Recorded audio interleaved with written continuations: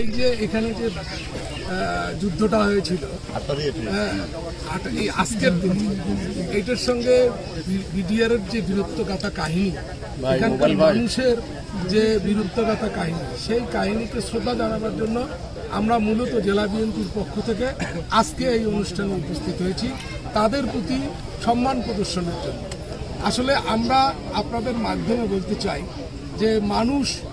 যখন যেটা চাবে, এখানকার অধিকাংশ মানুষ এই যুদ্ধের পরে বীরত্বের গাথায় গাথিত, তারা যখন সবাই মিলে চাচ্ছে আজকে এটি একটি প্রয়োজনীয় হয়ে গেছে যে আমরা ভারতের সঙ্গে যুদ্ধ করে সীমান্ত রক্ষা করতে পেরেছে আমাদের সীমান্তরক্ষীরা। আমরা সে কারণে এটিকে একটু সরকারিভাবে স্বীকৃতি দেওয়ার জন্য আমাদের সরকারকে আমরা বিশেষভাবে অনুরোধ জানাবো এবং যে কোনোভাবেই হোক আমরা এটিকে, এই দিবসটিকে আমরা উদযাপন করার এখন থেকে সবসময় প্রতি বছর আমরা এটি পালন করার চেষ্টা করব।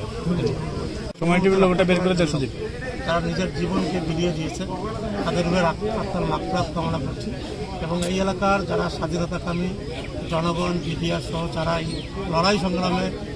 ঐক্যবদ্ধ ছিলেন, তাদেরকে ধন্যবাদ এবং কৃতজ্ঞতা প্রকাশ করছি। আমরা অবশ্যই এই দিনটিকে শ্রদ্ধা জানানোর জন্য আমি কুড়িগ্রাম জেলা পরিষদের প্রশাসক হিসেবে এখানে উপস্থিত হয়েছি এবং আমরা আজকে আপনারা যে দাবিটির কথা বলেন, আপনাদের দাবির সাথে আমরা একমত। আমরা অবশ্যই আমাদের সরকারের সঙ্গে আলোচনা করব, এটিকে যেন স্বীকৃতি দেওয়া হয় রাষ্ট্রীয়ভাবে এবং এই বিষয়ে অবশ্যই আমরা সামনে মোবাইলটা পাই। ধন্যবাদ স্যার। আজকের 18 এপ্রিল উঁচু কর বড়াইবাড়ি দিবসকে স্মরণ করার জন্যই এসেছি। আমরা সেই সময়ে যারা আত্মত্যাগ করেছে দেশের জন্য,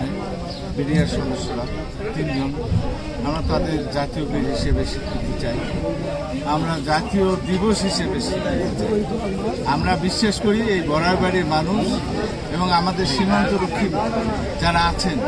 তারা এই দেশের স্বাধীনতা সার্বভৌমত্ব রক্ষায় যেভাবে দায়িত্ব পালন করেছেন জীবন দিয়ে, ভবিষ্যতেও বাংলাদেশের স্বাধীনতা সার্বভৌমত্বের প্রশ্নে বর্তমান তারেক রহমানের সরকারকে, তাদের নেতৃত্বে, তারেক রহমানের নেতৃত্বে স্বাধীনতা সার্বভৌমত্বের প্রশ্নে বাংলাদেশের মানুষ, 18 কোটি মানুষ এবং গণতান্ত্রিক সমস্ত দল ঐক্যবদ্ধ থাকবে, এটাই আমরা বিশ্বাস করি।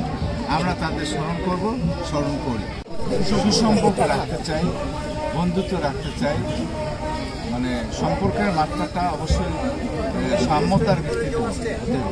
পারস্পরিক আলোচনার ভিত্তিতে আমাদের যত অমীমাংসিত বিষয় আছে আমরা সেটা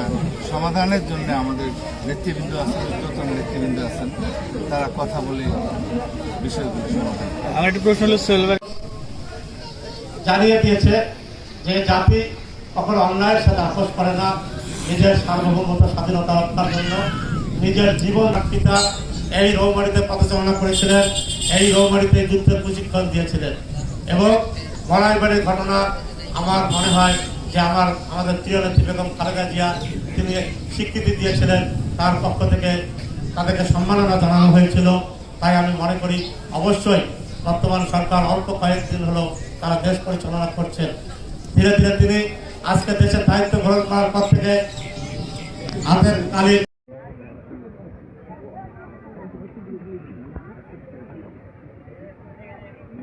সিপাহী নায়েক ওয়াহিদ, সিপাহী মাহফুজ এবং সিপাহী কাদের যারা এই মাটিতে শহীদ হয়েছেন, তাদের প্রতি কুড়িগ্রাম জেলা বিএনপির পক্ষ থেকে আমি গভীর শ্রদ্ধা জানিয়ে আমার আজকের যে বক্তব্য আমি শুরু করছি। এখানে উপস্থিত এই অনুষ্ঠানটির আয়োজক অর্থাৎ সেই আমল থেকে আমরা যার নাম শুনে আসছি, সেই সংগঠক সাবেক এমপি রুহুল আমিন ভাই, এখানে উপস্থিত জেলা বিএনপির সম্মানিত সদস্য সচিব